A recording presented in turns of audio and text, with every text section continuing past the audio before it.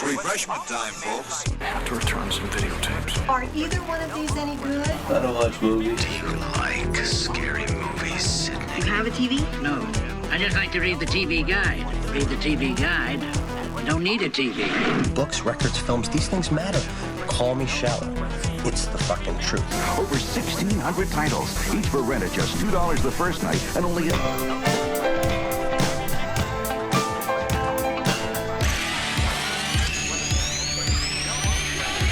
Finish it. I don't watch TV. Yeah, but you are aware that there's an invention called television, and on this invention they show shows, right? Tonight on 6 Ed World. Okay, I want channels 18, 24, 63, 109, 87, and the Weather Channel. Welcome to the Frog Brothers podcast with your hosts, Justin and Alec. Hello, Welcome to the Frog Brothers podcast. It's episode 47. We're getting close to that 1 year mark, so I appreciate anyone that's had the gumption in life to listen to all episodes so far. You're the real MVPs of the world. Yes, this is true. If you've listened to all these episodes, I think I owe you an apology. And a hug. Yeah. And a hugging apology when we see you next, when we're allowed to interact.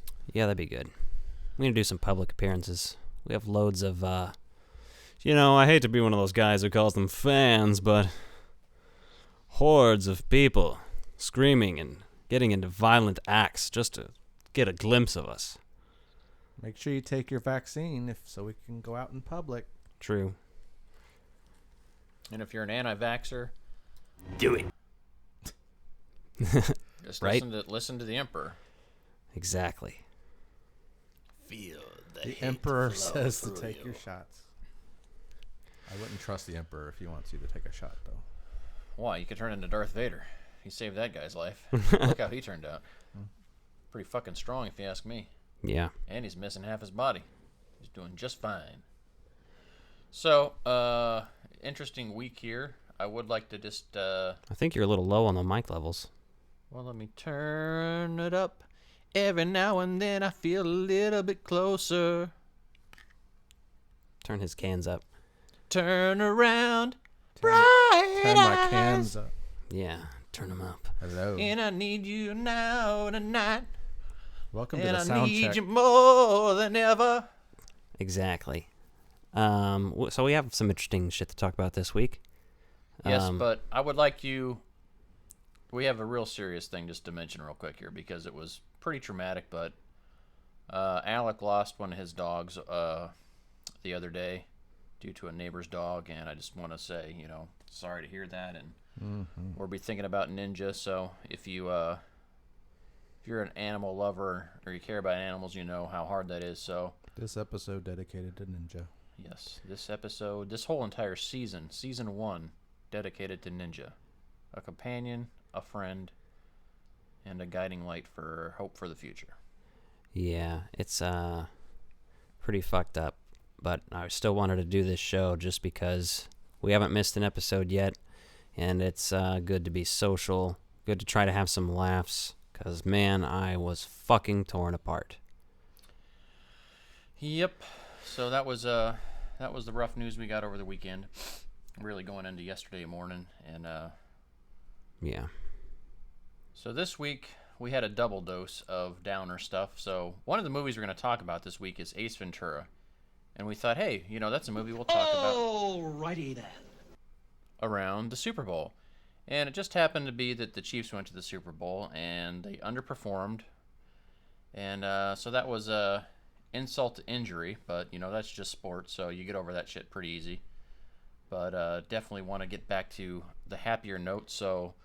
We're not going to take anything too serious from here on out, but we did want to recognize Ninja as being an awesome companion, great fuzzy friend, and we'll move on to some more interesting things. So, the Super Bowl itself, the ads this year were fucking weak. None of them stood out to me at all. There was nothing that I was like, oh, I need to go watch that again. That was funny. Don't give a fuck. The only thing that was noteworthy was like, oh, there's the Falcon and Winter Soldier commercial. Was it related to COVID? Did it not have the means to make a lot of companies this year? A lot of companies just didn't want to spend the big money on that, right? Yeah. And not only that, but budget to shoot a special Super Bowl spot. There's restrictions and lockdowns in Hollywood. And just paying for the spot. Yeah, paying for the spot and things like that. You could tell that the commercials that were in there had no fucking budget, too, so they were really low-budget looking things. Like, there weren't a lot of fucking much going on in them, so... Yeah, and that's really an anomaly for the Super Bowl to have such low... Were they funny? I didn't watch. No. There's nothing, like I said, there's nothing funny. really stood out. The Wayne's World commercial stood out, but only because... Oh, I saw that ahead of time. No, we saw like a teaser for it ahead of time. This is a whole different... Oh, okay. So it's like an actual thing, but... You know, Garth was great, but Mike Myers just... Oof, I don't know what was up there. He looked like a piece of plastic. He looked like the creature from the Black Lagoon dressed as Wayne Campbell. He was like overly tanned and looked like he'd had a bunch of Botox. Like he looked like, and he looked swollen too. So I don't know what it was, but I mean, he hasn't really been in the public eye doing a lot. He looked like Alec Baldwin doing a Donald Trump impression. Well, he did some TV show like as a character completely, but I never got into that. So like that was a whole other thing. So he's in full on makeup and character, so you wouldn't even really know him. Interesting. The Oatly plant-based milk was an interesting ad. Everyone's like, what the hell are they spending that money for? They're just bringing awareness to it. So that was an interesting one. That was oat milk. Oat milk. I've noticed that new at the store. Is that a new milk? It's just I've had... A lot of people prefer that over like an almond milk or soy milk, so it's just another option of plant-based stuff. And it's a little bit cheaper, a little bit easier to make, so it'd be much easier to replace in a place like Starbucks or... The brand itself is expensive right now, though, I hear, so... But oat milk you can make at home super cheap if you want, so... Yeah. But that was an interesting ad, because you normally don't see something like that in there. Right. Yeah, I don't know. There's not much else that caught my eye by any means, so... Not to mention, like, we're just kind of in a different world, but, you know... Hell froze over here. Weather's been nasty. It's like 4 degrees out right now, but it feels like -9 is what it says. And it's been snowing and a little freezing rain. Yeah. And our Canadian friends to the north have an even colder cold wave of Arctic air, so I don't even know how the fuck you survive up there in that weather, but... And the heat in our studio is on the fritz. It's a tiddly bit nipply here. Well, I have a heat pump in here, so I could go onto the emergency heat strips and do that and spend an assload of that, or just turn on a heater and help with that. So heat pumps are super energy efficient most of the year, up until you get like insanely hot or insanely cold. Yeah. So we're thriving. And it was like 55 degrees a few days ago. Oh yeah, so I hadn't even noticed an issue. And now it's 5.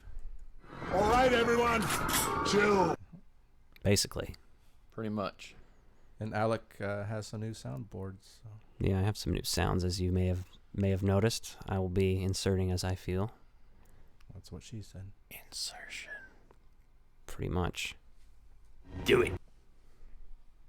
So, that's always fun, you know. I'm enjoying messing around with this thing.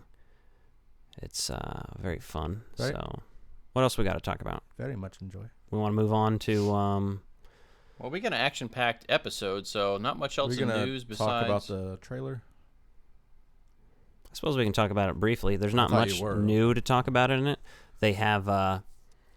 what's that guy called? The guy that looks like Captain America. He's dressed in the Captain America outfit. He's the new... Commander America? No. He's their new guy. Anyway, he's in the trailer for like a brief second and running through a football field. So they made sure to insert that clip in there. Falcon and Winter Soldier have more interaction in this trailer. Baron Zemo appears. What looks to be like, from what I hear on the internet, Red Skull's granddaughter. So there's some pretty interesting stuff. There's also an island in the trailer, from what I gathered from a breakdown online that I can't take credit for because I don't know the comics that well, but it's apparently an island that is from the X-Men comics. So, interesting. Fascinating there. Well, X-Men connection. Yeah, I think we're going to see some of that a little bit earlier than other people are anticipating. I just don't know what to scale, which is nice because they had the TV shows, so they had a little bit of time and they had some stuff with COVID going on to really actually fine-tune and polish their storytelling process, which I'm not entirely sad about. It's just nice to start having some new content on the horizon again. It seems like we had so much MCU, and all of a sudden you don't have it, and you're like, well, there's a big void in your pop culture life. And then now we're having some fun again, and soon we'll have it every We week were of having the year. 3 movies a year, and then 2020 hit, and they're like, nope. We'll have a new episode every day of the year before long. Yeah. At least between it and Star Wars. So with that being said, I think we'll move on to the Marvel show that we're going to talk about this week. Water cooler, cold, cold, cold. Water cooler, cold, cold, cold. Water cooler, cold, cold, cold. Water cooler, cold, cold, cold. Water cooler, join the cold, cold. Water cooler, join the cold, cold. Water cooler, drink it out. Water cooler, join the cold. Water cooler, cold. Kind of uplifting. kind of, in a Flavor-Aid kind of a way. Basically. Got to get it right. It's all Flavor-Aid. It's not Kool-Aid. Yep. Well, Flavor-Aid, you know, if you want to kill people, that's what you use. If you want to have people enjoy a sweetened beverage, hand-mixed, you use Kool-Aid. But if you're looking for mass suicide, Flavor-Aid is the number one choice. How's everyone feeling about Wandavision? Oh, it feels so good to watch it. It's so arousing. Yeah? No, this is really fucking picking up, man. Yeah, I agree. Episode 5. Titled On a Very Special Episode. Yes. ... On a very special episode. Did everyone get to see this before it was spoiled on Facebook? No. I've already been spoiled for future episodes. I've seen clips posted from future episodes that are spoilers to this episode that I saw accidentally. So people are really fucking shitty about TV shows and just spoiling them, and it's just so fucking rampant. And it's people out of the blue that you normally wouldn't expect, or it's even pages of stuff you follow and like that are just posting bullshit. Like, it's fucking I don't even think their motivation asinine. is to spoil people, but just be like, haha, I watched it first, I'm special. And yeah, you get some of those vibes there, but it's asleep. like, yeah, give it a rest. Yeah, because I was spoiled on the ending of the episode without even seeing anything besides like a clip, and they're like, it says like such and such as, and you're like, oh, okay, I know where that's going. Like, even though I didn't need to click on it to see further, I knew exactly what they're doing. Yeah. So it's like, oh, geez, thanks. That's real kind of you people out there. Yeah, no, it's getting really good. Monica Rambeau's really cool in this show. Very interesting. Rambo. What's the agent's name? Agent Wu, is that his name? Yeah, I think so. Yes. He is fucking awesome also. He's very entertaining. Darcy's pretty interesting. Was Wu in anything but the Ant-Man films? I think he's just in the second Ant-Man. Yeah, and I do like how they have some of these other characters carrying over, because they did such a good job. Like, you know, you hate to see them end, so I do like that they're really branching out and bringing these other characters into different roles. So it really feels like the multiverse is fully fleshed out right now. It's like everything is in a good spot. Really feels entertaining. Yeah. What are you looking up there? Something for a top 5, but it's also MCU related. Looking up a name. Are you putting Agent Wu on your list? No. Agent Wu, number 1. Number 2. Darcy's titties. Wow. So any thoughts on the Yeah, episode? you do see how this might make us look bad, right? She's a busty gal. Well endowed. Look, I'm depressed today, so I'm allowed to think about boobs. Hey, if boobs make you smile, think about boobs. Look at boobs. You want me to show you pictures of boobs on my phone? No, that's okay. I could place your face on my boobs. We can show you pictures of Justin's boobs. You hear that shirt rustling? Oh, it's pretty fucked up. Thoughts on the episode other than the ending? Well, that's the thing, is like the ending stole the fucking show on this one. The breakdown and where you almost see Vision and Wanda fighting, that's pretty interesting and cool. But then you quickly forget about it once fucking Quicksilver shows up, so... They're fighting over the end credits. Yeah. Yeah, I mean, you see them kind of squaring up. I did like how, like, Vision's like, I'm not completely controlled by you, but there's this whole underlying theory of, obviously, you need a villain in this, right? And we don't think we're truly at Wanda, Scarlet Witch, being the true villain, right? You know, obviously there's someone else that's controlling her. At least that's what they're implying. So there's some other level of manipulation going on. And clearly this is supposed to be leading into. Gotta to mark your first voice crack of the podcast. Thank you. How long is this one in? Let's time it. He cracked while you were About outside. 15 minutes in. Sure 15 minutes. Do it again. I don't know why my voice does that. It happens. Mine does it sometimes, but not as often as yours. If you just talk a lot, yours does it. So I think my voice cracks now more as an adult than it ever did when I was letting my balls drop as a teenager. You know what I'm saying? Right. Sound like Beetlejuice. I know. You know what I mean? I love the best part of Beetlejuice is when he wears the shirt like Alec Baldwin. Oh, it pops up behind him. Black and white buddies, yeah. Man. Yeah, it seems like Vision's coming around now and starting to realize stuff. Yeah, I liked where they're going with Vision because, like, how do you revive a character and make it interesting? And then, you know, they did a good job of showing the Vision getting stolen out of everything there, and like, yeah, we stole his corpse, and there's a few other implications in there too. Like the project name for where they picked him up was something Sentinel, so they're really laying some seeds for like some X-Men style stuff. The giant thing. Yeah, the X-Men Sentinels. So like if you're taking an android technology and using it for that, right? I imagine that that's gonna lead into some more X-Men stuff. Like this show is gonna be the one that crosses the bridge because it's the only established X-Men character that we've really had. And how are you going to bridge it? Well, this is the perfect way to do it. And I don't think anyone really saw this coming the way that it was. So it's pretty exciting, actually.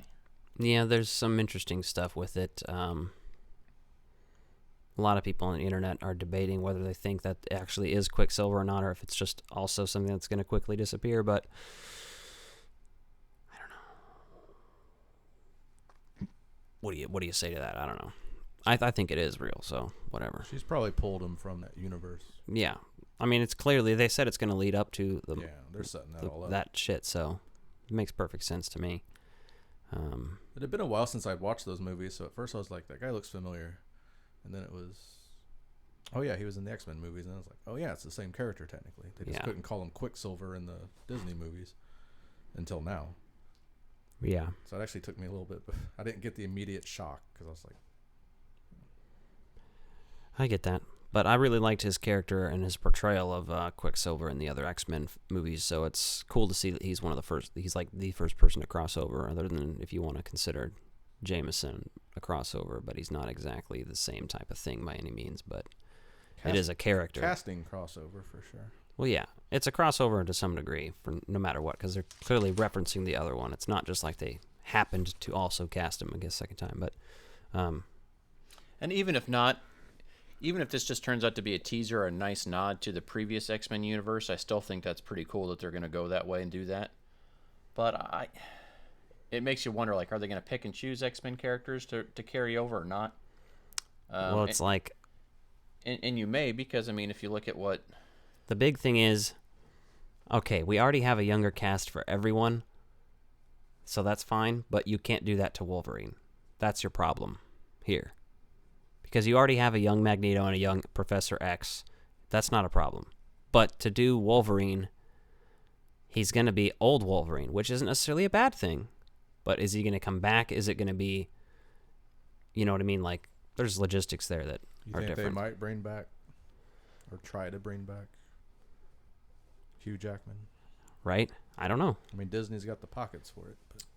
That's what I'm saying. Like that's even if it's just like a one-off thing, you know, not to bring them back for good, but well, that's the interesting piece, right? Because you know we've all heard the rumors going around about the new Spider-Man movie, it basically being a live-action Spider-Verse film as well, and we already saw J. Jonah Jameson like make an appearance, so technically that's the same actor playing the same character, different universe. So there's already a bunch of questions that really haven't been answered yet. So it leaves a lot of stuff on the table of what they want to do.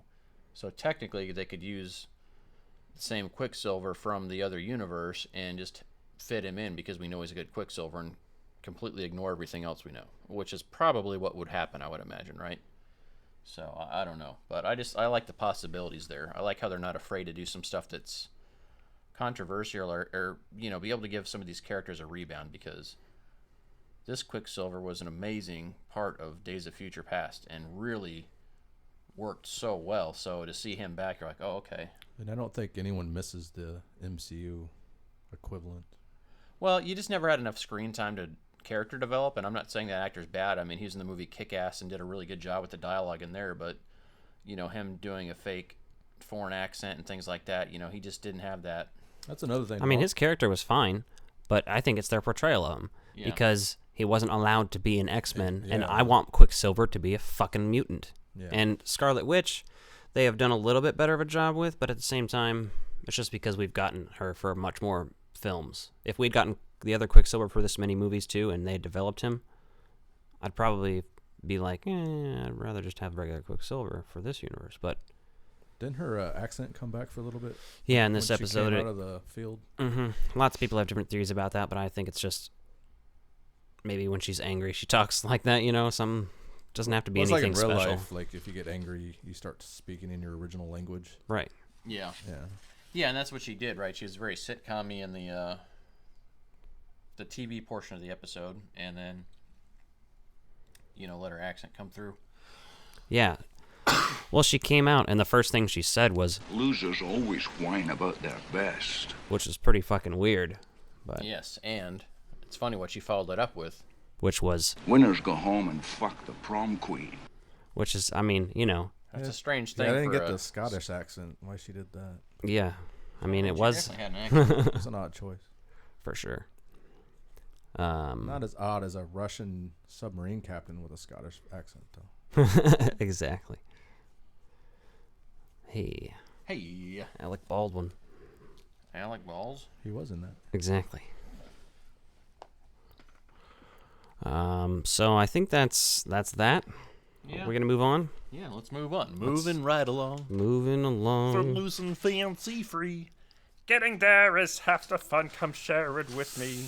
Okay. Hey, should it be snowing? No, I don't think so.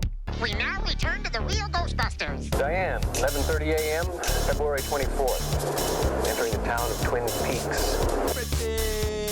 Pretty good. Bill Murray's the funniest man on the planet. Episode by episode. Hey, so we're bringing it back. Back? How long's it been? 5 months? 5 months? Something like that. It's been 525,600 minutes. Oh my god. Yeah. I've actually seen that on Broadway, so. I used to sing it in a school choir or something at one point, but I didn't know it was from like Rent and shit. So. That's actually that's a good show on Broadway. That's It's what the I've only heard, Broadway actually. show I've been to, so. But yeah, I'm not fond on Broadway stuff usually, so it's just kind of. I would like to see. Neither am I, but it's the only Broadway show I've ever seen, so. Or off Broadway, maybe it was. I'd like to see the Book of Mormon. Yeah. I can see that. Anyway, Extreme Ghostbusters is what we're talking again finally this week. We're getting back into it. Didn't think they'd finish, did you? Yeah, You thought we forgot about it, didn't we?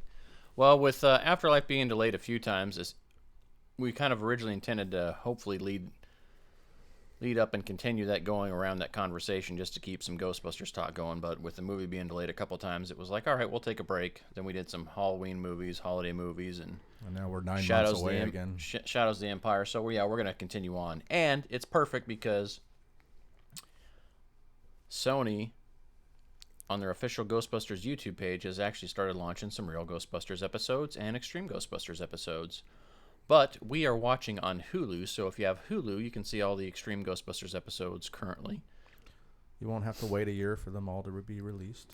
But I do think it's kind of cool they're going to release them like Saturday cartoons and just have them available. So yeah, that's pretty awesome. You know, give us some content, tie us over, build some new fans into the fan base before we get there, right? And we can watch real Ghostbusters on the go because we can't take our DVDs everywhere. Yeah, and buying a digital copy of that is a little pricey right now. I bet. So thank you, Sony, and your infinite wisdom. So yeah, those are on YouTube. Extreme Ghostbusters, I don't think they've uploaded an episode yet, but they did upload the theme song. Yeah, they uploaded the and intro. The way they did it with Real Ghostbusters was they uploaded the intro, and then a few days later they did the first episode. So I think Extreme Ghostbusters should be on Wednesdays, and Real Ghostbusters should be on Saturday mornings. Yeah, I think so. Nice. Which is pretty awesome. And then, you know, then you get a couple episodes of each every week. Our friends over at the Interdimensional Cross Rip are going to be covering some select episodes of the Real Ghostbusters. So if you want to break in and get down more into that series, Check them out. They had their 7th anniversary going on this year, and then our friends over at the Yes Have Some podcast turned 5, so... Damn! That's old. Yes, they are 5, so... They've been getting at it. They are ready for kindergarten, so when we think about back-to-school shopping for them this year, let's make sure we get all the latest pop culture gear for them, hopefully some Ghostbusters Afterlife backpacks, pin bags or pencil bags, some notebooks, 3-ring spirals, all that good stuff that you need to educate your 5-year-old self. Right. So this episode, now that we're 5 minutes into this, episode number 22, The Ghost Makers. The Ghost Makers. Is there an echo in here? Not the Ghostbusters. The Ghost Makers. Ghost Makers. So it starts out with that little bit with one of those, like a stinger intro with Eduardo talking or whatever, just saying some goofy shit with some clips from the show, upcoming, being like, hey, look, get excited, children. Like, stick around for the next program after the last, because we're on next. And then you go into the soft opening prior to the credits. Yeah. Of course, you get the intro theme song, the classic the butt rock / nu metal sounding intro. Pretty funny shit. I always like it. There's bits and pieces that every time we talk about this, I can't help because it's so cringy, but there's some parts that are so amazing. It's also not the worst. I'm internally conflicted every time because it's so good, but there's parts that are so bad. It is extreme, though. And if you've ever listened to the outro music with the vocals on it sometimes, it only has it on some of them. But, like, there's singing on it, and it's different. It's different. It's interesting. Can't talk. It's the 90s, man. Today, Junior? Basically. So, opening this episode, you see, like, an old lady, and they're basically saying, her husband's acting weird. He's lurking around the house. And so, they cut right to the chase and get right into the action. So, Eddie looks into a mirror and gets possessed. His body gets possessed, his spirit gets released into the world, so hence the Ghost Makers. Yeah, they're not regular ghosts, though, as you find out, because the second person to be possessed is Slimer. So then Slimer, as Eduardo points out, is a ghost of a ghost, and then Slimer starts crying because he's a fucking ghost without realizing that he was already a ghost, basically. Which I think works for making it an interesting concept, right? At first, you're like, what the hell are they doing? And then you realize, like, okay, these are some demons that are obviously in another dimensional plane, so they're just trying to manifest in our plane, right? So they'd still be able to take over that because Slimer's still an apparition in our planet. And they do it through mirrors, which is it's kind of fascinating. Yeah, it's a good idea. I've seen lots of sci-fi with mirrors and stuff, and it's always a cool concept because it's like, yeah, what if there is some alternate parallel shit on the other side where it's fucked up and there's a creepy monster voiced by Otho from Beetlejuice. I was going to say that's one of my favorite parts of this episode is when you see an episode of like a show and like you hear a familiar voice, you're like, ah. And yeah, that's Glenn Shaddix who did the voice of Otho, or who was Otho in Beetlejuice. He is also the mayor of Halloween Town in Nightmare Before Christmas for all you people that love that flick. Well, there you go. A couple of big things there. Obviously works well with Tim Burton and actually is great for this episode. I kind of wish he'd have done more episodes of this show because he really works well as a ghost voice. I mean, maybe we'll start hearing him a little more, as we go on. I don't know. So that's cool to see that he's in there. The ghost on the other side, he's also voices a human that isn't a human, but it looks like a human at first with the woman. Then they have like the lobster faces. Oh, yep. Mm-hmm. So that's interesting. But I find it interesting that actor is in both Beetlejuice and this because both this episode and Beetlejuice have spirits or ghosts that cannot be seen by other people and are trying to interact with them. Yeah, I took that note down too. As we watched it, we both stopped and was like, hey, this has some serious Beetlejuice vibes because there's people that are trying to communicate but they can't. So it's an interesting concept, and it's great that they have him in there do that for that episode. I think it works really well. For sure.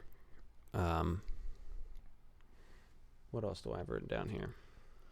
I thought it was interesting when they're trying to get the ghost out of Garrett, out of Roland, and like it's going to kill him, and they're like, no, we can't do that. Like, then his body would just go limp, so they let the ghost or demon repossess the body. Yeah. And then they got to start from scratch, and then slowly, one by one, everyone gets ghosted. Yeah, and Garrett's the most noticeable because the motherfucker gets up out of his wheelchair and walks, and there's even some jokes about it. Like, this show, I mean, that's kind of controversial, but it's like also hilarious. They're like, oh, your body can walk, you just choose not to. I think is like kind of what Eddie gets at when he talks to him about it later. Or he makes a joke about it. I don't remember the exact verbiage on it, but you're just like, fuck, that's cold. Kind of weird for sure. How did you feel about this episode, Nick? It was pretty good. Yeah, I was confused. Pretty good. Pretty good. Yeah, I agree. It's one of the better ones for sure. It's a little less. It's a little weird about. Some of them are pretty average. Some of the episodes, like there's definitely some filler in here because there's so many episodes produced in a short time. But I like this one a little bit more than some of the others. So. Yeah, I would say this definitely ranks in the top 50% of the episodes for me, right? If you really categorize them in the top and bottom. I don't know if I'd go as so far as to say it's in the top third, but... If you had to categorize it, would you be the top or the bottom? That's none of your damn business, and I'd like you to stay out of my personal affairs. Would you be fruit on the bottom or stirred? Depends on how much fiber I had. Oh, that's fucking gnarly. Anyway... I think this is one of those ones that reminds me more of Real Ghostbusters in terms of a plot and stuff. So I think people who like Real Ghostbusters would like this one a little bit more than some of the other ones. The ghost designs of the creatures or demons or whatever, some of them are pretty cool in this. Now Extreme Ghostbusters has simpler drawings than Real Ghostbusters for sure. You also have Egon and Janine through the whole thing. Yeah, that's a good point. Yeah, that's a good shout out. They don't disappear after the first scene or whatever. Yeah, I like the episodes where Egon went more involved, for sure. So do you have any much else to say about this one? You guys should check it out for sure if you. Yeah, if you're watching along, just join back up in this episode. The other thing I thought was interesting is how they all finally team up and are able to save Garrett and Slimer at the end from, Glenn's ghost character, and I didn't get the name of that ghost, but right, demon. But at the end, there's this real power struggle going on. That's, they have to resolve it very quickly, like they always do. But there's a big power struggle going on there. So I don't feel like we felt that the stakes were as high as they actually were in the episode, just due to time constraints, right? You really would have built that up. That's what I was thinking. There wasn't enough screen time to really flesh out the story. And really play with the snatched body. Yeah, some of these could have been 2-parter episodes. And, they did 2 of those for this series, but I think a few of these other ones would have been really well done had they had the opportunity to expand on the timeline of it. Yeah. Overall, though, pretty good. Pretty good. Yeah, I don't have much else to say about that, so I guess we can move on. What do we got up next? Ace Ventura. You know what I just watched? Me pulling a can off some moron's fist? Return of the Jedi. Did you see Alien? When that creature was in that guy's stomach? Oh my god! You ever see that really old movie? Empire Strikes Back? Jesus, Tony. Welcome to Retro Release Reviews.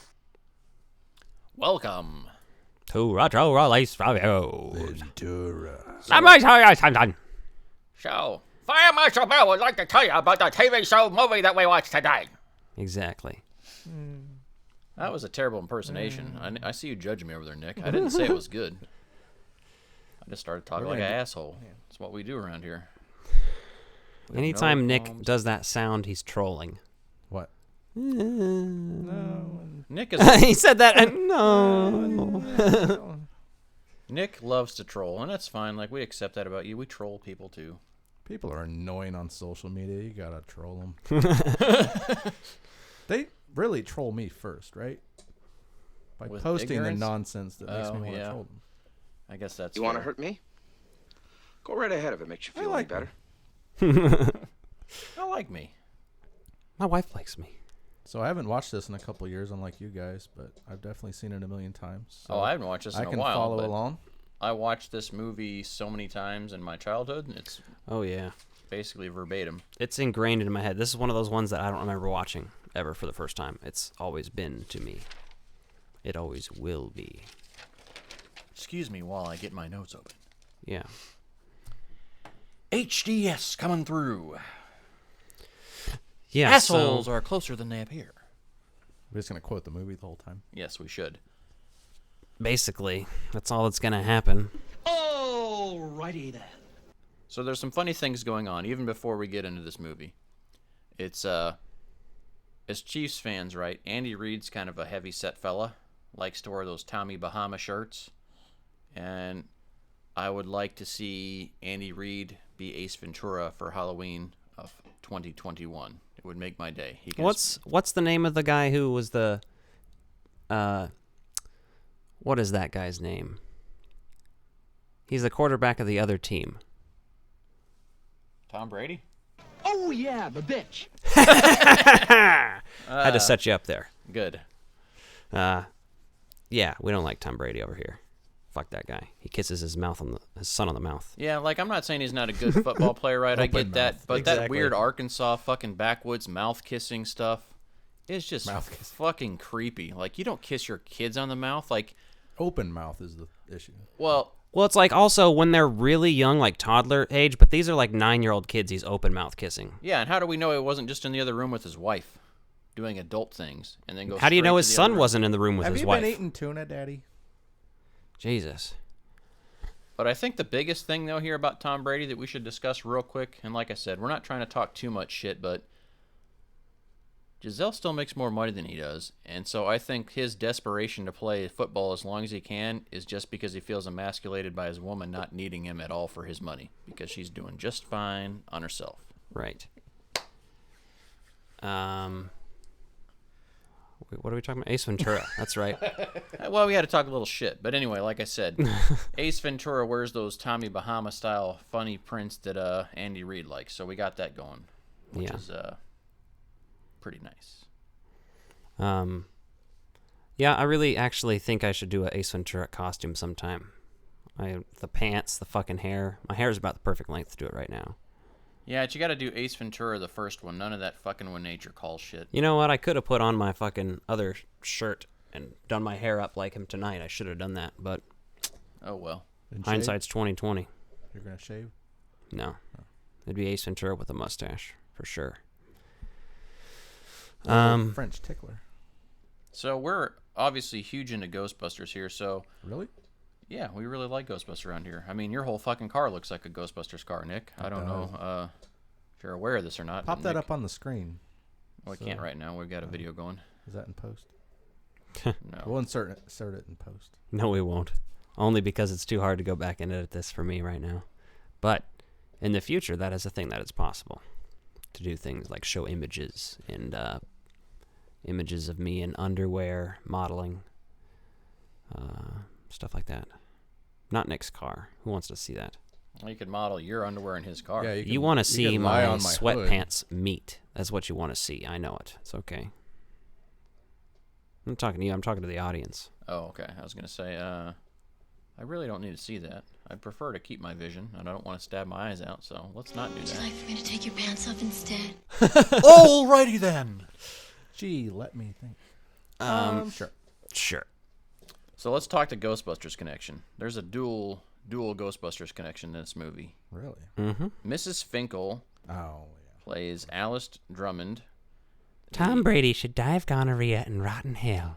In the librarian. They're little footballs. She's the librarian in Ghostbusters. My uncle thought he was Saint Jerome. Are you, Alice? Menstruating? That was on purpose if you didn't notice. No, I know, but it's still funny. Yeah, so Alice Drummond is one of the characters that carries Rest it in over. peace.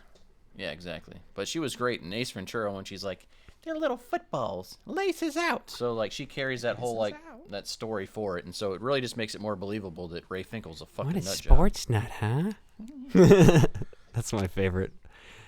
She's great in that, though. And then David Margulies is the doctor. Did I say his right name? Fucking butcher. Oh, yeah, the mayor, yeah. Yeah, and he's also the mayor in Ghostbusters. Also, obviously. rest in peace. Yes, he passed away in 2016. Yeah.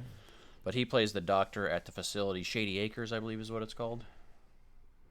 Yeah. Speaking of, I want that NECA figure. Oh, the Ace Ventura? Or yeah. doll. Based on the animated series one? Or do you want the other one? No, Do you want the good one? The one of him cloth one? at the At Shady Acres. yeah. Oh, yeah, they do have that, don't they? The tutu. Let's see that. Instant replay. That shit fucking gets me every time, and he does it so well. This is a testament to true Jim Carrey, and this is obviously the year of Jim, as we call it here on the Frog Brothers podcast. Or according to Jim. No, we pretend that doesn't exist. You also have Dumb and Dumber this year and The Mask. And it was like Jim Carrey just showed up on the scene and was like, here's this massive, hilarious then penis. Out a sequel to this the next year. Yeah. You're talking and about then he did Cable Guy, man. He was like firing on all cylinders, and he's pretty open with his struggle with like bipolar and everything else. So like the mania obviously was. I know for a while it wasn't cool to like Jim Carrey, but I fucking love Jim Carrey still. He's done a couple of shitty things here and there, but everyone does. Quick question then, just a pop quiz. Most underrated Jim Carrey movie in your opinion? Cable Guy? Cable Guy has a cult following. Yeah, Cable Guy but does at have the a cult time, following. it got really shit on because it wasn't his usual movie, so I think... I might have to say the number 23 because a lot of people don't know about it, and his performance is great in it. The movie isn't necessarily the best. It's not bad. I can't say Eternal Sunshine because that he gets credit for that, and that he is great in that.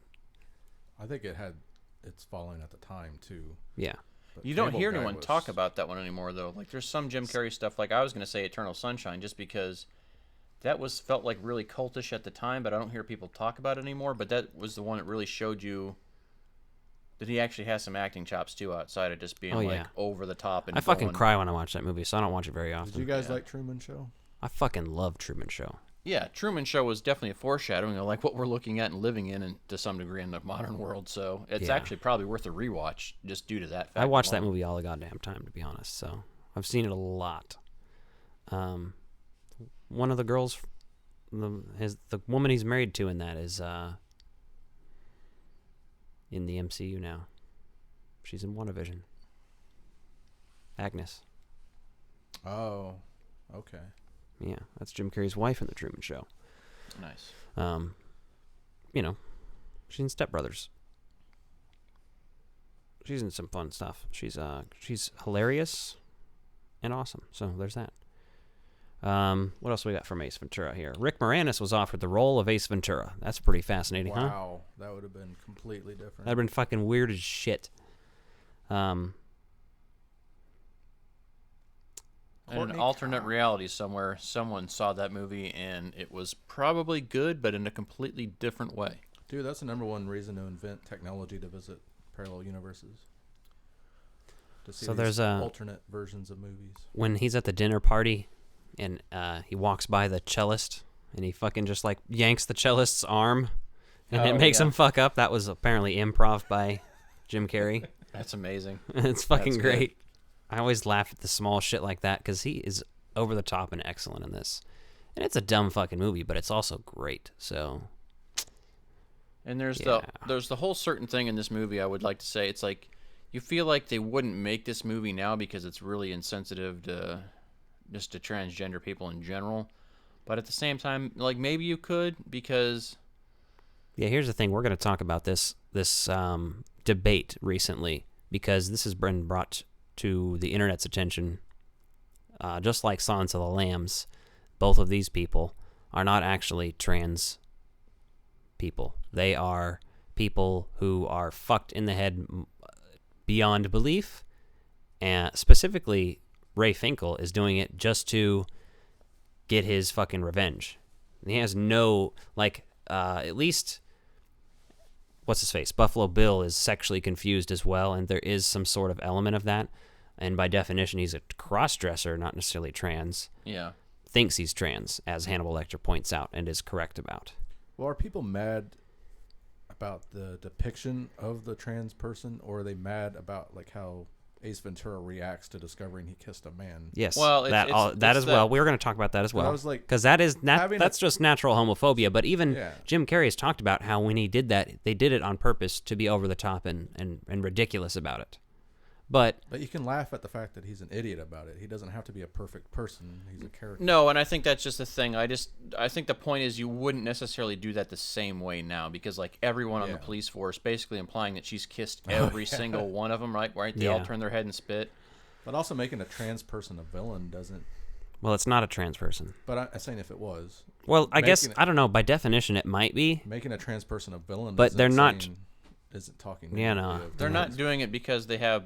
Body dysmorphia or anything like that. It's very complex, but they are villains, and they're not villains because they're trans. They're villains that use that in a different way. It's yeah. And he's like hiding his identity, right? Puffball Bill is wearing people's skin. He's not exactly trans, okay? And this one is literally just doing it for revenge, Ray Finkel. So yeah, I mean, you even see like the hiker is missing, right? They have the news article they find. That being said, it is. Yeah, like you said, it is. Some parts of it do make you feel maybe a little bit uncomfortable, but I think when you break it down for what it's doing, I don't think it's as bad as if you just had. I guess if Ray Finkel wasn't just such a fucking asshole psychopath, right, and just did that for other reasons, would that that would change the whole dynamic of it? So, right. And then clearly, obviously, with Ace Ventura 2, they went in a whole other fucking direction. So it wasn't bad. They did. That's one of those sequels that's like it's decent because they don't do the same plot. And it's some people like that one earlier, better. The sequel actually does something different.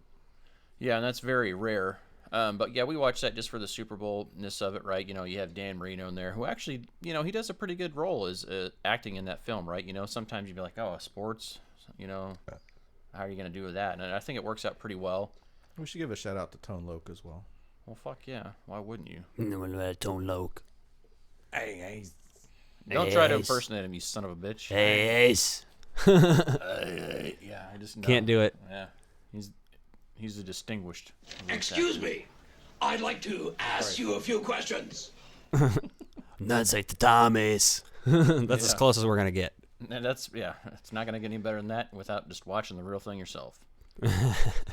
But I do like how this movie, even like into the ending of it, is still funny, right? After like, the story's like wrapped up, you still see that Ace Ventura is a fucking bumbling asshole, even though he's really smart because he sees that bird that they saw the flyer for. Well, I was going to say before that, one of the best quotes comes from the climax, right after the climax, when he's riding in the car with Dan Marino, when he asks him, "Do you have any more of that gum, Ace?" Yeah. That's none of your damn business, and I'll thank you to stay out of my personal affairs. Yes.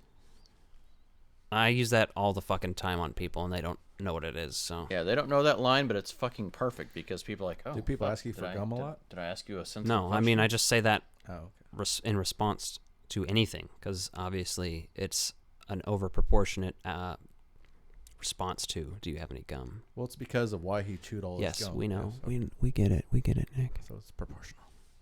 No, anyway, it's so not proportional. You see him fighting that Philadelphia Eagles mascot, right? And that's pretty funny. Hey, there goes my voice again. Which is hilarious because they just end on that scene like him beating that guy, and he's like animal lover and everything else. Like, so I like how they carry the funny through the end of it, which is great because some movies just kind of wrap up and then you're like, oh, okay. Yeah. They could have easily cut a few more minutes out of that, but it's funny till the end. Oh yeah, this one is it's just a classic for me. I grew up with it, so what are you gonna do? It's always part of my mind. There's a whole generation of us that grew up in grade school. Teachers probably fucking hated that movie because of how much. Alrighty then. Exactly. I had to add it to the soundboard just so I could. It'll get annoying eventually, and I will get pleasure from this. It won't take long. Exactly. Better add some Borat clips too, then. So, let me see. What are we running at for time here? We do have a lot to talk about, so probably move on. Yeah, let's move on to the top. Alrighty then. 5. Top 5. Top 5. Top 5. Top 5. Top 5. Top 5. Top 5. Top 5. Top 5. This is top 5. This is top 5. This. I'm Batman. It's top 5. This is top 5. Who are you? Who are you? We got 2 top 5s. We're gonna blast through them this week because, yeah. Why the fuck not? That's why. Well, because we had a top 5, and then we want to be like, hey, do we want to be more specific than that? And we're like, well, let's just do 2 top 5s. Yeah. Double the pleasure, double the fun. Nick likes a double-sided dildo in his butt. Or double mint gum. Is that where you keep your gum? Did you just haul it out for that? Pops a stick of gum out of it? Why does it matter if it's double-ended? I don't know. I guess you couldn't do DVD. Is it going in someone else's butt too, and then we just kind of like... No, that's one of those... Haven't you heard of urethra gaping? It's new. It's all the... You've heard of sounding, so it's the bee's knees right now. Flexible. Okay. Exactly. You can't fit your fist in your penis hole? I mean, if we could say DVDA, we can just say DA, and you can do that on your own. Yeah. Double urethra, double anal. Well, that too. Alec got a text. So, no, that's not what happened. So, top 5 Taco Bell menu items. Pussy. What's that shit you used to eat all the time back in the day? Right, pussy. So we're doing MCU Heroes and Villains. So we're going to start out with Heroes, of course. So why don't we start with you, Nick? What's your number 5 hero? Give me your number 5. Oh, shit. Johnny 5 is alive. I had my villains on top. I put Doctor Strange. Doctor Strange is a hero. Why is that? Why is he a hero? No, why is he on your number 5 spot? Oh. I like the actor, and I like his powers. Benedict Cumberbatch? Yeah.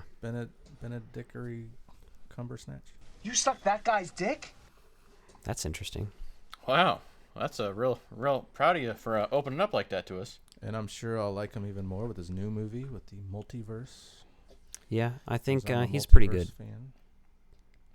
He's a slow burner. I feel like he was underutilized, right? His movie's really good on its own, and he's great in, obviously, Infinity War. Yeah, I like him even more in his later appearances than his own movie. I just think that's a character that... His own movie holds up pretty well, though.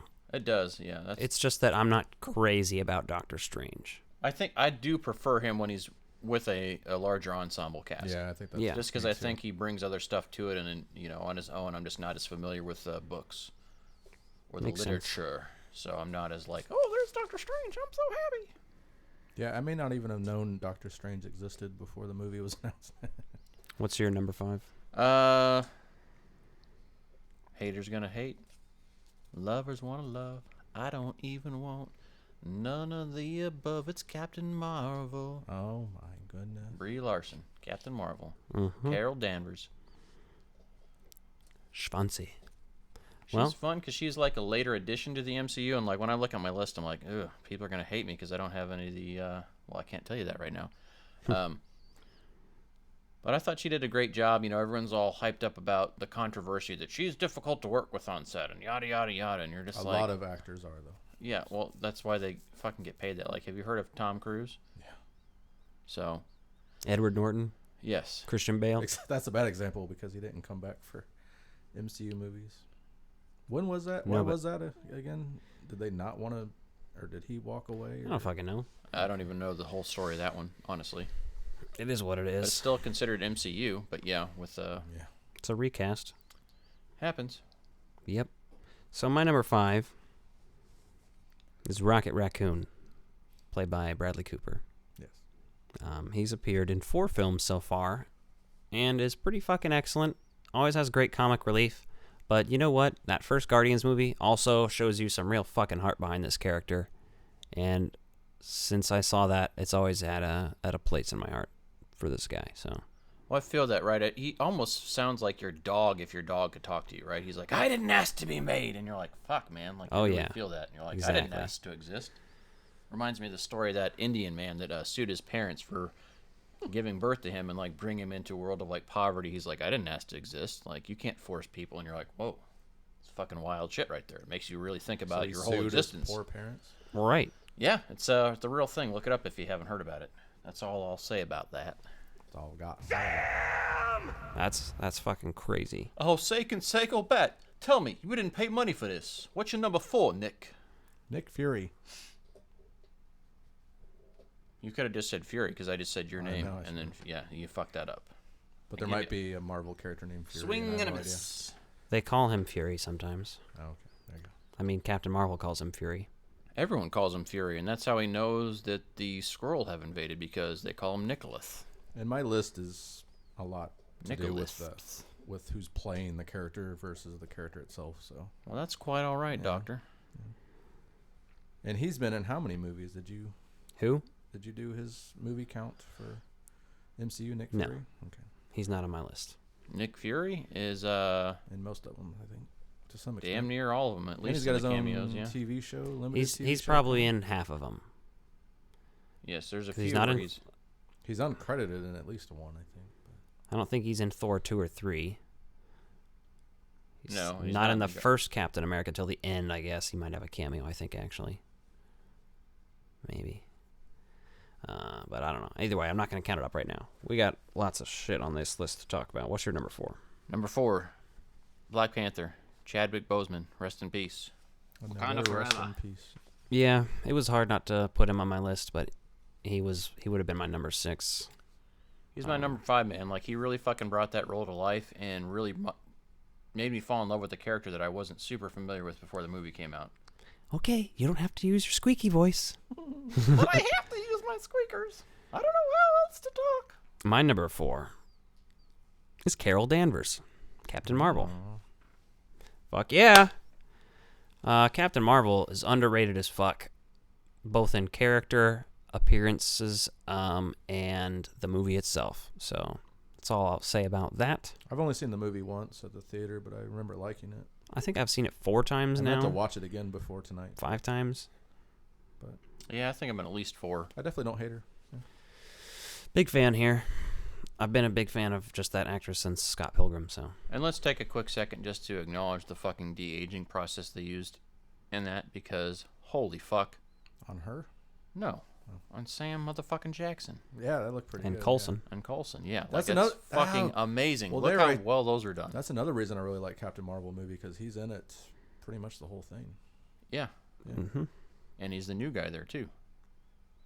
The FNG. Yeah, it's pretty cool. So I'm not sexist or racist because I like the movie. So what's your number 3? Rocket Raccoon. And what you said. Well, what's your number 3 then? Spider-Man does whatever a spider can. Tom Holland is Spider-Man. I can see that. I got a Spider-Man tattoo hanging out in the back of my arm, see here. Yeah. Hanging from the Avengers logo here, see? I got the sling blade here. Alrighty. My number 3 is Scott Lang as Ant-Man. Paul Rudd, you know, he's been in 4 movies. Paul Rudd as Scott Lang as Ant-Man. Yeah. I mean, I didn't do it in that order, but that's fine. There's no need to correct me either, I guess. I mean, I think people got it across the message, and now we're just distracting them. This is taking 30 seconds. People know who Paul Rudd is. Thanks for extending the time. Finish him. Paul Rudd is a Kansas City native. Facts. Okay. Yeah, he's just a badass. Awesome portrayal, awesome movies, awesome appearances in other movies. What's your number 2? Iron Man. Irony Man? Irony Man. Jon Favreau? Is he Irony Man? I think so. I'm pretty sure. Anyway, it seems like both of you just had a malfunction at the same time, because I'm sitting here conversing with myself. I think that's the only obvious. That's the only obvious. What's one your on my number list, 2? I think. My number 2 is Ant-Man. Paul Rudd, Scott Lang, however you want to call him, refer to him. He's fucking hilarious. And when that first fucking Ant-Man movie came out, it was such a breath of fresh air for like the high stakes movies, right? This felt like in world and small, and it was beautiful because of that. And then I would also say that There's a breast of fresh ass. a breast of fist air. What? How's that go again? It's from Wild Wild West with Will Smith. If you say so, Doctor. Anyway, yeah, so Ant-Man, he's great. He's fucking hilarious. Even in Civil War, he's great in Ant-Man and the Wasp. He's great in Endgame. So, like, all the stuff he does in there is amazing. So, super pleased that they've got him coming into another Without Ant-Man movie. We wouldn't have had the snapback. Thanks, Dad. Ant-Man saved the whole world. Or half the world. What's your number 2, Alec? My number 2 is Steve motherfucking Rogers. Played by Chris Evans. Captain America. He's fucking excellent. I always preferred him over to Iron Man. His movies are better. His politics are better. Well, yeah. That's the thing, is like... They swapped that from the comic book, though. It was the other way around, I think, in the comics. But yeah. But that's how they started out. In the MCU, they kind of switched positions anyway. Which is I mean, their positions in Civil War, I think, were... Yes, I'm very aware of what you said. Okay. But I don't think that's accurate. I think it's at least 85% accurate. No. I think you're wrong. Steve Rogers is an American. I don't know. Yeah, and he would have taken the side of the government. That's what I'm saying. No, he wouldn't, because he wanted freedom and justice, not people to be forced. He wanted an anarchy burger. Hold the government. We'll look it up later. And he doesn't know that reference. Yeah, I know he doesn't, but I do. What? Nothing. You would have recognized it. I didn't hear what you said. What's your number 1? Ant-Man. All right. And what he said. My number 1, Star-Lord. Durr. My number 1? You mean the guy you dress as? Any guesses on my number 1? Oh, hold on. Thor. You're number 1. Peter Parker. Oh, okay. Tom Holland. I just was so impressed by that guy. Just when I saw fucking Civil War, I was like, holy shit. And I've been thoroughly impressed more as we go on. Those are probably my favorite solo movies in the MCU now at this point. He'd probably be number 6 on my list. It's not a slight against him or anything. Yeah. There's so many people you have to, like, everyone's like, oh, Iron Man. Yes, I realize Iron Man is really critically important to it. But this is just our favorites. Yeah, these are my favorite characters. Like, yeah, 3 out of 5 of my favorite characters I have fucking tattoos of on my arm. So, yes, I'm partial to some of these. If you want to list them in terms of importance, number 1 is Stan Lee, number 2 is Kevin Feige, number 3 is Jon Favreau. I mean... Number 4, Robert Downey Jr. Number 5, probably fucking Chris Evans or some shit. Yeah, and thank God, though, because, man, Chris Evans as the Human Torch was hot garbage. And I don't think it was his fault. But he went on and totally redeemed himself. Speaking of, there's a rumor going around that he's going to come back as the Human Torch in one of the multiverse.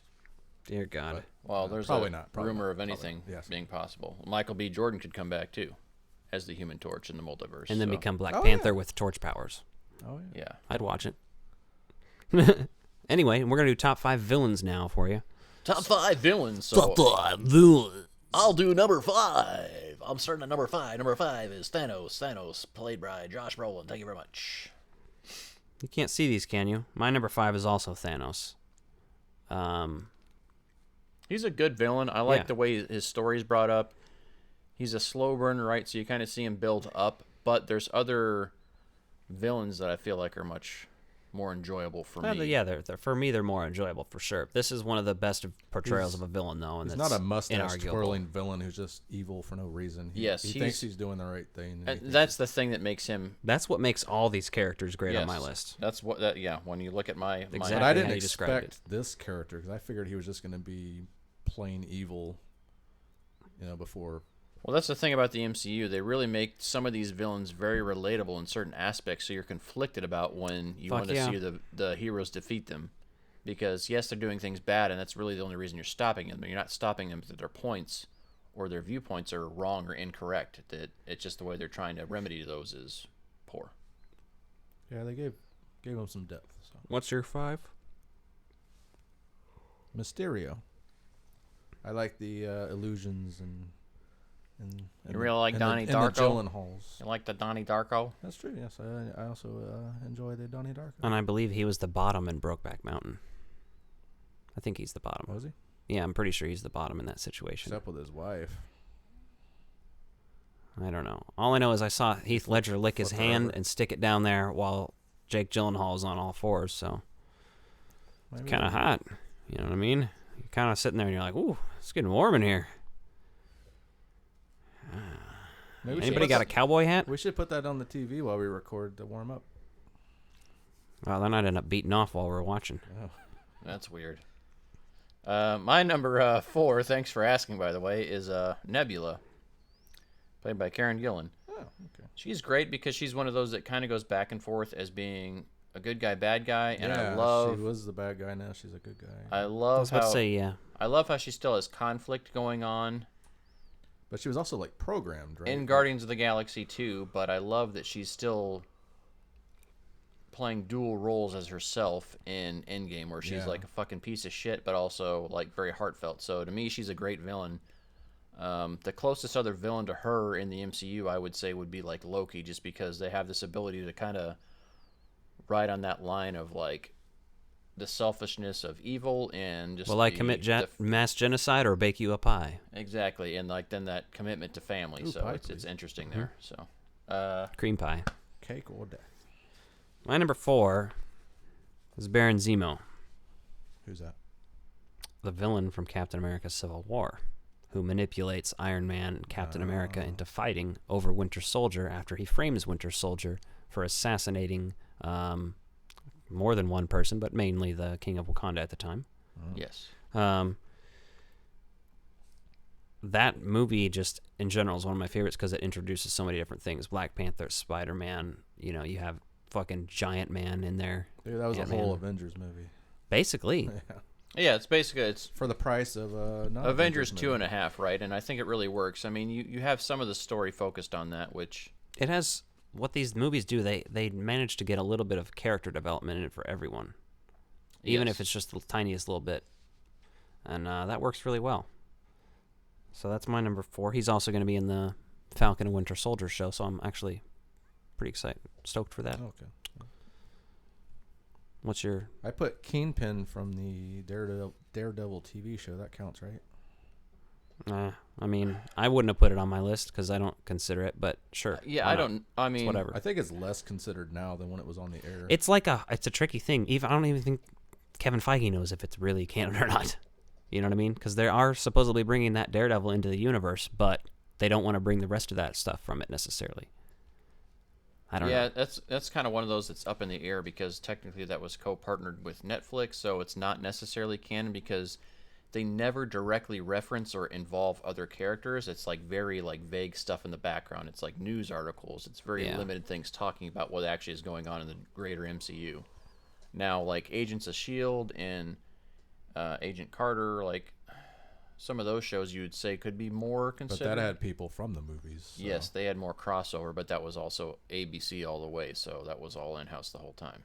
So, but I do agree, though. I really love Vincent D'Onofrio is the fucking kingpin on that show. He's a fucking great Vincent D'Onofrio. D'Onofrio. I always say it wrong. Everyone knows me as the guy that can't say shit right. Well, to be honest, some of them, like his name, are not as obvious unless you've heard other people say it. And I've heard that name said so many times that when I hear you say it, it makes me want to laugh just because I've heard other people say it. I've probably not heard it said much. So don't mind me. But he goes back to Full Metal Jacket, you Yes, know, he and then does. Men in Black. So it's like, oh fucking yeah, his career is amazing, and I would love to see him as the Kingpin in Spider-Man, which I would love to see as well. Definitely. If you can carry some characters over, that would be amazing. My number 3 is Adrian Toomes, played by Michael Keaton in Spider-Man: Homecoming. Hey, you skipped me. But, yeah, he's number. But that's fine because mine is the Vulture as well. 3, okay. Michael Keaton. Well, you were the one fucking talking for so long, explaining his number, so that's not my fault. I had to help. Nick struggles with words, and I struggle with names. So yeah, that's my number 3. What was it? Oh, Vulture. Right.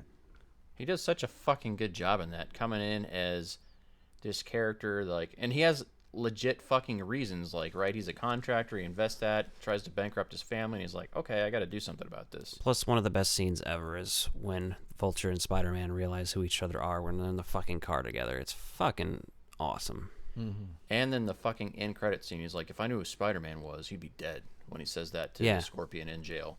And I can't wait for that character to come back later, because you know you're setting something up for that, just because that works. Yeah. But there's that respect there as well, though, like, right? So I wonder if Vulture was watching the news at the end of Far From Home. Could be. What's your number 3? No, wait. What? Hold on. Number 3 is Thanos. Tijanos? How's it pronounced? Tijanos. I'm going to start saying everything wrong just to piss everyone off. Tijanos. They're going to be like, God damn it, what's wrong with you? Thanos. Thermos. Tahanos. But like we said, he's got some depth, and Josh Brolin does a good job, and he's the big bad of the whole 20 movies or whatever. So yeah, he's all right. Very much enjoy. Go ahead, enjoy. My number 2 is the Red Skull, who was portrayed by Hugo Weaving in Captain America: The First Avenger, and by Roscoe Marquand in doing a Hugo Weaving impression, because that guy is famous for impressions. And and he does great, because you don't even fucking tell until you're like realizing like they didn't spend the money on Hugo Weaving in that. Yeah, it's kind of fucked up, but hey, whatever. I just don't think Hugo Weaving wanted to do the role. Oh, probably not. He's old as shit these days. So he was in the Lord of the Rings movies famously. But I think he's an interesting character, like especially an early villain, right? Because we see like the Nazi technology that he's using there and everything else. So he's kind of compelling because he's even breaking off from Hitler. Like that just shows you like the level of fucking nutty he is, right? So I think that kind of works. Yeah. My number 2 is Eric Killmonger from Black Panther. That movie. With a name like Killmonger, I found. What are you gonna do but become a villain? I don't know. I don't fucking write these things, but they did write a villain that's more compelling than the hero to me for their movie. And I don't mean that in a bad way or to diminish Black Panther by any means. But when I watched that movie, I was fucking blown away by Killmonger. The shit he says, what he does, his motivations. It's one of the most compelling, interesting villains of all time in these kind of movies, superhero movies in general. And I've only seen that one once and a half, but I remember his motivations being kind of straightforward and pure, and he's not like a mustache twirling villain either. No, he's great, but he does have a mustache. But he doesn't twirl it. Is it long enough to twirl? No. Okay. What's your number 2? Loki. Loki's playing tricks again. Yeah, I like the trickster. I like the actor. Tom Hiddleston. Thomas Hiddleston. Thomas Hiddleston. Handlebars. That's for all the people listening to me. Is he getting his own show, or is he going to be a part of another show? What was that? Loki has his own show. Where the fuck have you been? No, coming. What? What are you talking about coming for? He's in his own show. Loki? Have you not seen the trailers for the show called Loki? Was a trailer? Dude, it looks fucking awesome. It's been out for a while. How the fuck is this your number 2 and you don't even know this motherfucker's They got released his own this show during coming that when they announced all that knew Star there was Wars a shit. show coming. I didn't know And this there is was a alternate trailer. timeline escapee Tom Hiddleston. Yeah. Loki. The trailer literally shows that it picks up right in Endgame when he disappears. What? Yeah, I figured that's what they were gonna do, but I didn't know there was a trailer. Or maybe I did. And I forgot. Yeah, if you haven't watched that trailer, watch it. So what's the timeline for these releases for these shows?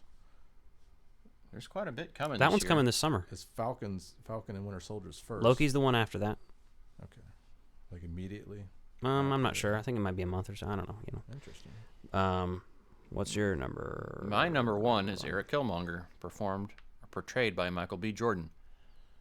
Out of all the fucking characters in there, he is the one that you're like, I love Chadwick Boseman as T'Challa because he is coping with the loss of his father.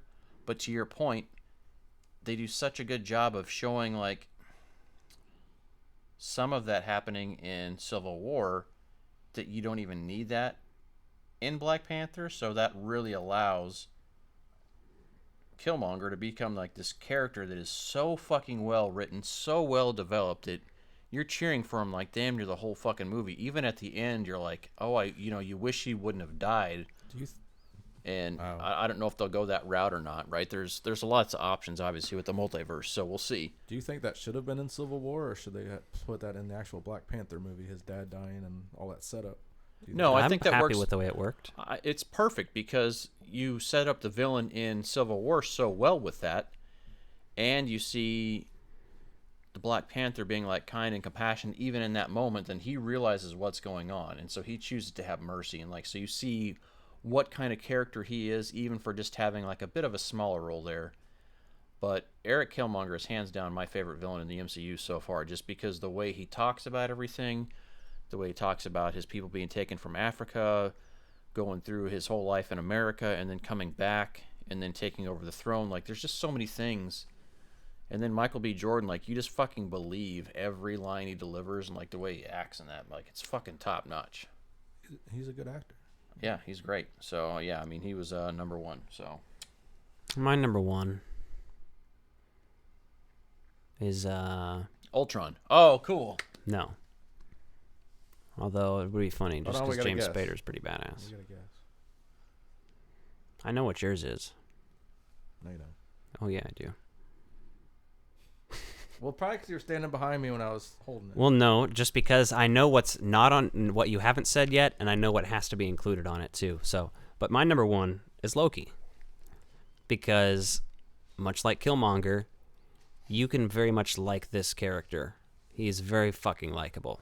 Now, maybe if you're watching specifically like the first Thor and Avengers, he's a lot less likable. Watch Thor Ragnarok and try not to enjoy that fucking character, though, you know? He's more straight villain in Avengers. Right? Yeah. He's very asshole-ish in that movie. But there's a few funny moments with him still, regardless. But, yeah, he's great.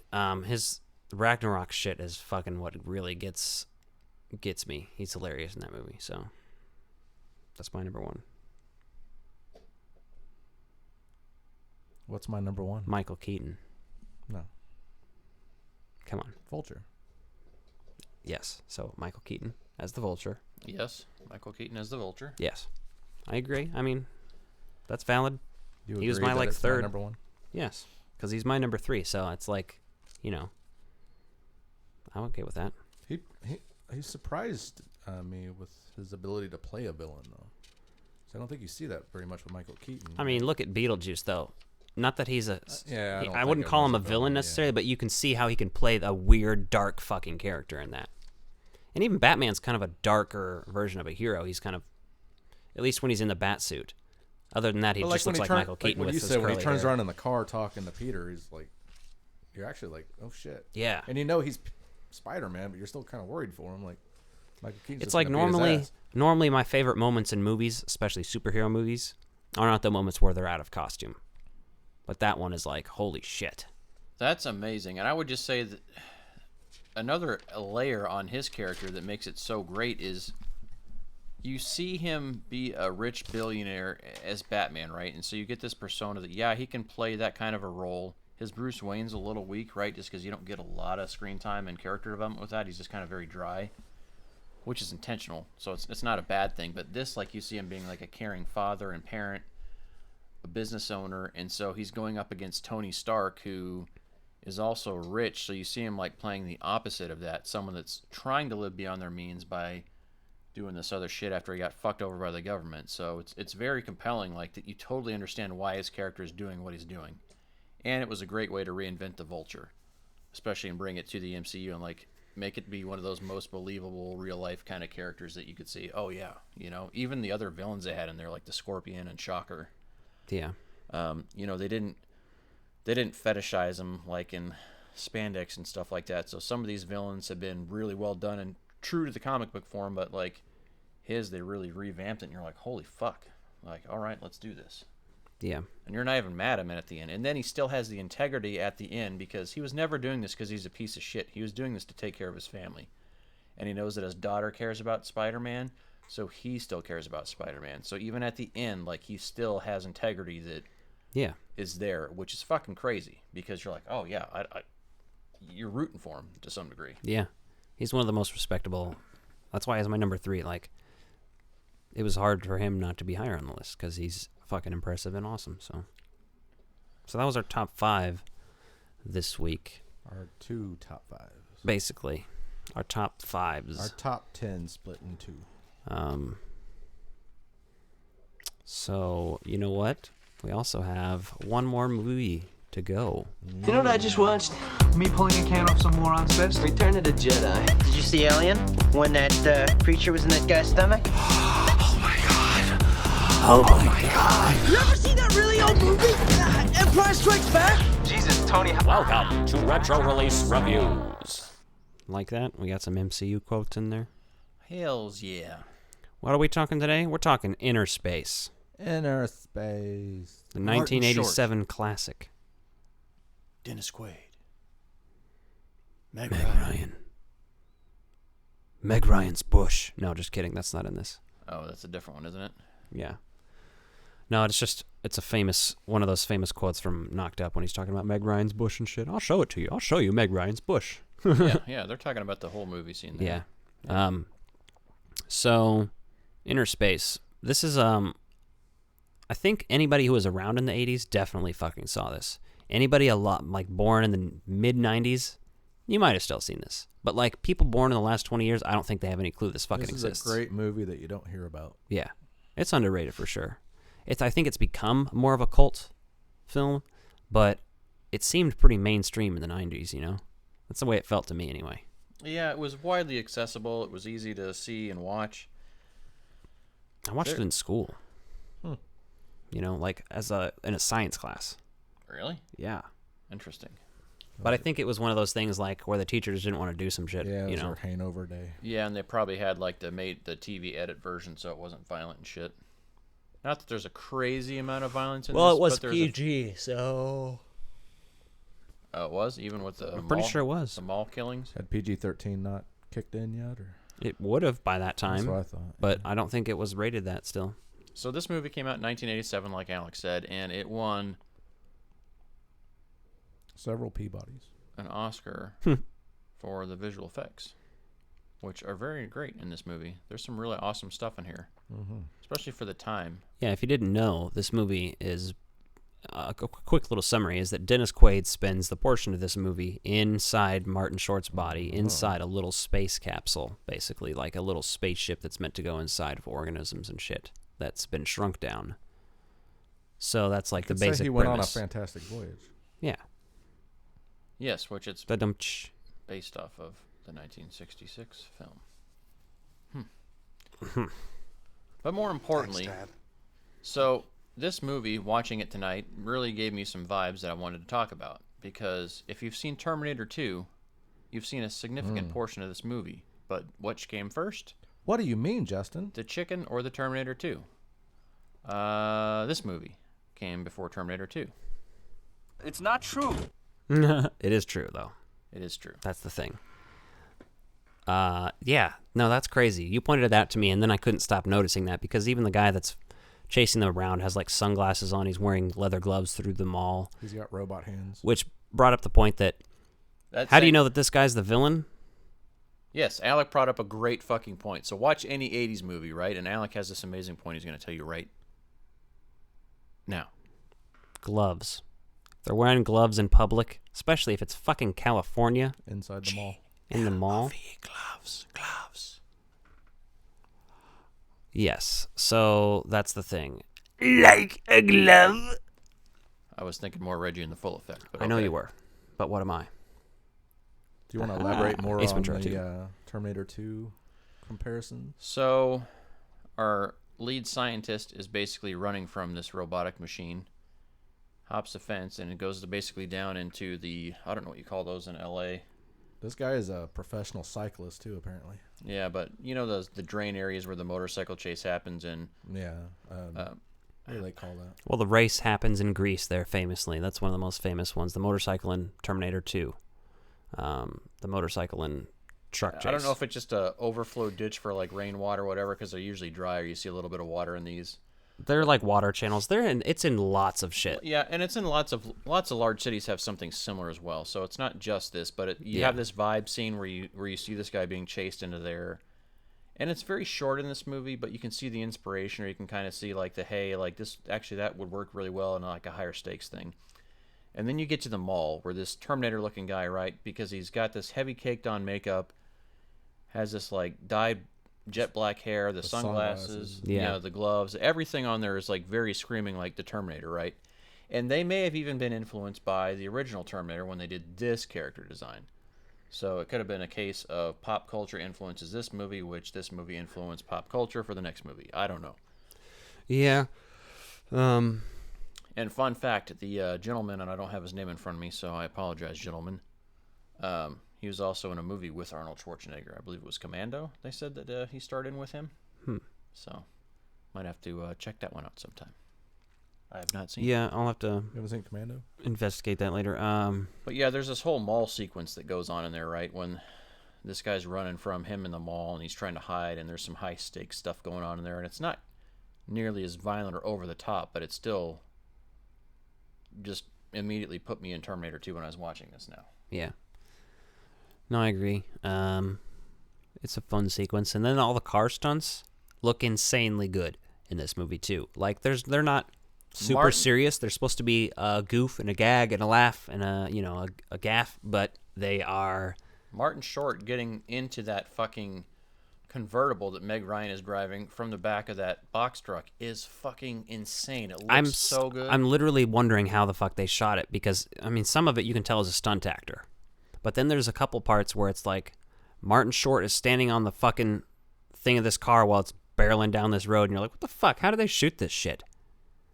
Yeah, that'd be a great for the behind-the-scenes stuff. And it's so fun with some of that. And then the effects are great. And obviously this is very close to the time Ghostbusters 2 came out, but there's a scene in there that where you kind of see some stuff like flying through a body, and like the pink background just reminded me of Vigo's head flying away. And it's just a sign of the time for the effects. So like things remind you and give you vibes of other stuff. But well, that's the thing, is it reminded me heavily of it's almost 1 a.m. here. As Look Who's Talking. This. Yes, that was vibes because too. That has that inside the body vibes. It's very foggy and hazy. But in that movie, they're showing cum. In this movie, there's no cum. Sperm. I think there's. Well, yeah, but it's funnier to call it scum, you fucking dipshit. You son of a bitch. Stupid bitch. Should have been coming instead of going. That's a line from... your eyelids in half so you don't blink when I stab you in the face. I don't get that. That line I quoted is from Psycho 2, with Anthony Perkins reprising his role as the favorite. Psycho 2. Check it out on VHS. Yeah. I did a Psycho marathon recently. Oh, yeah? Yeah. So there's some funny vanity plates in this, right? And Alec pointed it out as well, right? We've got this cyborg or robot. They never really explain what he is, but he's got a license plate that says Snap-on, and Nick confused it for Strap-on. I mean, his mind's in the gutter all the time. But I definitely thought it should have been Strap-on, because he also, at one point, that guy, puts on a vibrator on his hand. It shows it off camera, but he's clearly hooking up a vibrator. You kind of see it. It looks like one of those little bullets. Well, you see the little end, but it looks like a finger or something on there, and then you hear the vibrating, and it's like, oh yeah, that's what's happening. And then later on, you see him with the shoe polish attachment. Right before that, I was like, does he have a attachment for a strap-on or a? Well, it smells like shoe polish. Yeah. And then the other vanity plate that they had that was cracking me up, and let me see where I wrote that one down, is Sub-Zero is what it was when they get him in like. It's this rich guy that puts him in the back. Oh, was it on that the van frozen or box whatever? truck? No, it was on that guy's car, not on the box truck, but on the okay. car. Yeah. I am Quaid. We just covered Total Recall. We got Dennis Quaid in this, which is only related by name, but I always, when I think of Dennis Quaid now, I always think of Arnold going, I am Quaid. I didn't crap down the leg of my flight suit. Yeah, that's a funny one. That was a good one. There's some funny dick jokes in here. Oh, yes. For a PG movie. When he's Martin Short's taking a leak, and he's talking obviously internally to Dennis Quaid, and basically giving his cock a pep talk. Or at least that's what appears to the guy in the sink washing his hands. Yeah. And he walks by him at the end, and as he's leaving, he says, "Play with it, pal. Don't talk to it." That's fucking awesome. So I laughed my ass off when we watched that part. the face shaking effects, like after you realize like they can make him turn into somebody else, which is like a weird part of the movie, but you know, they're just like, oh, we have this technology and this technology. And you're like, oh, okay. Kind of one of the strangest parts of the movie, but when he starts going back, like the face shaking and all those fucking head sculpts they had were pretty fucking cool. Like you can see why they won the award for the visual effects there, because that was like, that scene alone is worth just checking out if you're into movie creatures and effects and things like that. For sure. This is just a good like 80s classic, like just to throw on that isn't going to emotionally manipulate you very much or anything.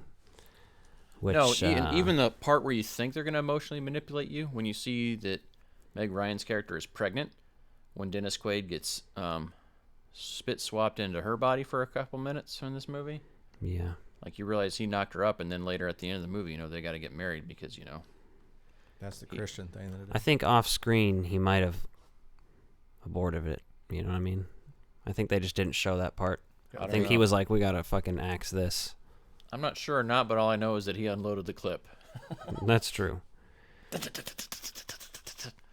I believe you, but my Tommy gun don't.